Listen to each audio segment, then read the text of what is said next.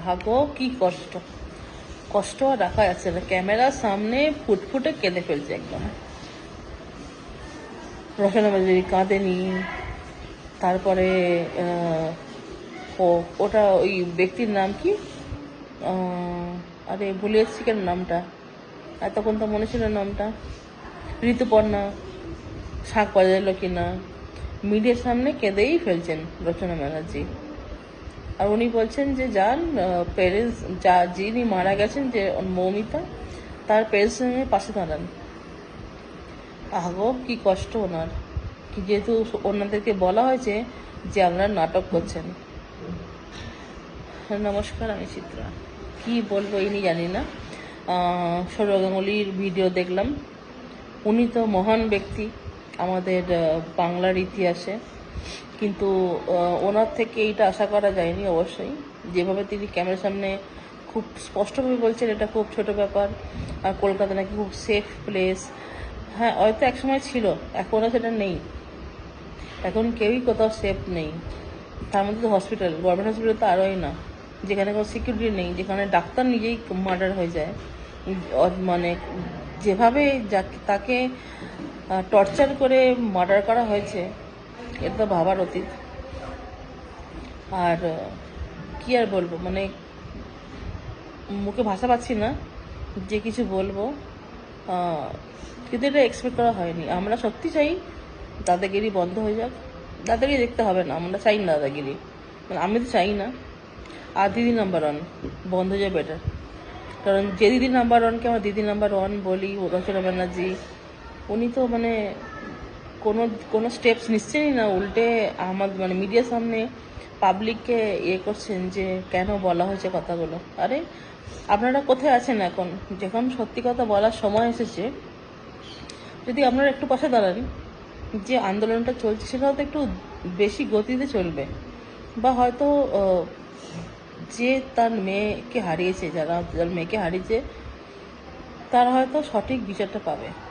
যদি আপনারাই এত আইকন হয়ে যদি পিছিয়ে থাকেন, পিছিয়ে থাকতে চান, সেখানে তো কিছু বলার নেই। আপনারা রাগারাগি করছেন, বেকারে রাগারাগি করছেন। আপনাদের সাপোর্ট আমাদের খুবই দরকার, প্রথম কথা।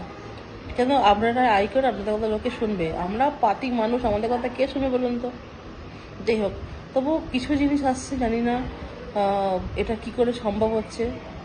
যে একটা ভিডিও খুব ভাইরাল হচ্ছে আজকাল, যে মৌমিতার বাবা মা ওনারা বলছেন যে ওনারা খুবভাবে সরকারের প্রতি বিশ্বাস আছে, পুলিশের প্রতি বিশ্বাস আছে, কিন্তু ওনাদের মধ্যে একটুখানিও এই ভাবটা নেই যে ওনারা সদ্য জাস্ট কদিন আগে, আমার যতটা সম্ভব 10 দিনও হয়নি বোধহয় এখনো, 10-11 দিন আগেই ওনার মেয়েকে হারিয়েছেন।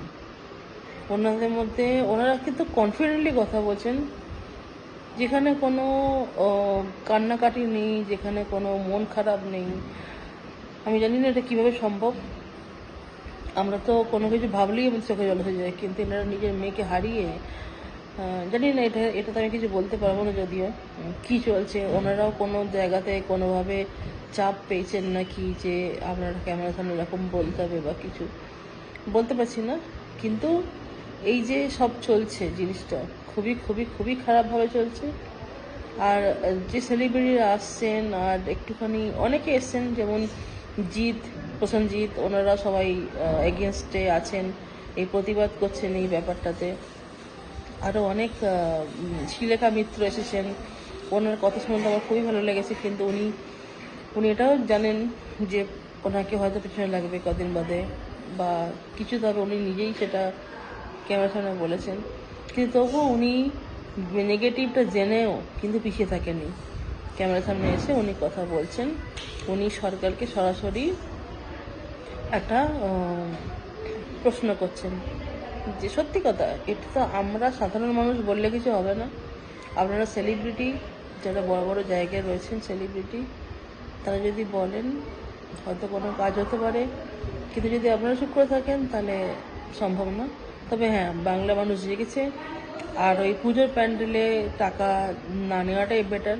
জানি না, অনেকে হয়তো নেবে, কিন্তু ওরকম টাকা নিয়ে জাঁকজমক করে পুজো করে কোনো লাভ নেই, যেখানে দেশের মেয়েদের, এই মেয়েদেরই কোনো সম্মান নেই আর কোনো সিকিউরিটি নেই, যেখানে আমরাই সেফ নই, যেখানে যে ভারতে, যে পশ্চিমবঙ্গে মাতৃপুজো হয় শক্তিরূপে, সেই মায়েদের, সেই বোনেদের, সেই মেয়েদের কোনো না সম্মান আছে আর না কোনো সেফটি আছে।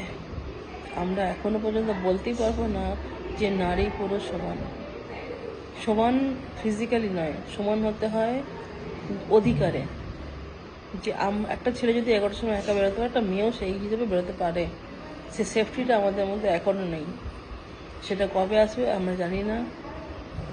আমরা লড়ছি সবাই মিলে, আবার আরও লড়েই যাব, কারণ এমনও অনেক ঘটনা আছে যেখানে এখনও পর্যন্ত তার কোনো সলিউশন হয়নি। প্রচুর ঘটনা আছে, আরজিকর হসপিটালে অনেক ঘটনা শুনছি, আস্তে আস্তে বেরোচ্ছে সব কিছু। তো দেখা যাক কতদূর কী হয়। হ্যাঁ, আমি হয়তো কোনো কথা জোর দিয়ে চেঁচিয়ে বলতে পারছি না, কারণ আমার এটা পবিত্রই নয়, কিন্তু যতটুকু আমি বলেছি আশা করি আপনারা সবাই বুঝতে পারছেন কী বলতে চাইছি বা কী বলছি। আর হ্যাঁ, আমাদের মুখ্যমন্ত্রী যিনি আছেন, ওনাকে আমরা চাই না, সত্যি চাই না। কারণ যেভাবে উনি কথা বলছেন ক্যামেরার সামনে এসে, যে একটা সামান্য ঘটনা হয়েছে, সকাল থেকে এই খবরই আসছে, লোককে ভালো থাকতে দিচ্ছে না, এই খবরে নেগেটিভ খবরই আসছে, মানে বুঝতে পারলাম না। তা কোনো খবর কী খবর দেখাবে তাহলে? এখন দেশের যে ঘটনা, তাহলে কি এখন কি বাংলাদেশের ঘটনা দেখাবে? বাংলাদেশের খুন দেখাবে? জানি না উনি কী বলতে চাইছেন, উনি হয়তো বলতে পারবেন উনি কী অ্যাকচুয়ালি বলতে চাইছেন। তো জানি না, দেখি নেক্সট ভিডিও নিয়ে আমি কী বলবো আমি জানি না। তবে সবাই ভালো থাকবেন, নমস্কার।